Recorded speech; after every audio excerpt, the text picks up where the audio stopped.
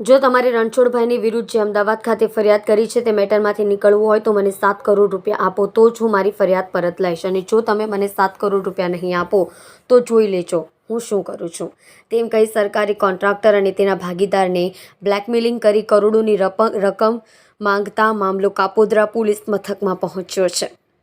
અમદાવાદના 12 વર્ષના બાળક ઉપર કુકર્મ આચરનાર સરકારી કોન્ટ્રાક્ટરના ભાગીદાર સામે અમદાવાદ પોલીસના વર્ષ 2023માં સૃષ્ટિ વિરુદ્ધનો ગુનો દાખલ થયો હતો. આ ગુનામાં ભાગીદારનું સમાધાન કરવા કોન્ટ્રાક્ટર એક મિત્રને લઈ સુરત આવી કાપોદ્રા મહારાણા ચોપાટી ગાર્ડનમાં મીટિંગ કરી, જ્યાં આરોપીએ 7 કરોડની ખંડણી માંગી જોઈ લેવાની ધમકી આપી હતી, જેને લઈને કોન્ટ્રાક્ટરે 7 કરોડની રકમ માંગણી કરતો વિડીયો મોબાઈલમાં ઉતારી લીધો હતો.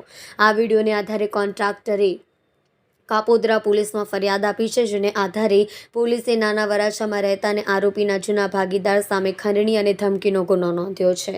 વધુમાં આરોપીએ કહ્યું કે અમદાવાદ ખાતે ફરિયાદ કરી છે, તે મેટરમાંથી નીકળવું હોય તો મને 7 કરોડ રૂપિયા આપો તો જ હું મારી ફરિયાદ પરત લઈશ.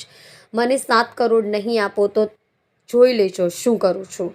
પછી 5 કરોડ, પછી 4.50 કરોડ પર આવ્યો હતો. ટૂંકમાં ખોટા ગુનામાં ફસાવી કરોડોની માંગણી કરતો હતો. ગાર્ડનમાં કરેલી મિટિંગમાં કોન્ટ્રાક્ટરે પોતાના મોબાઈલમાં આરોપીએ માંગેલી ખંડણીનો વિડીયો ઉતારી લીધો હતો.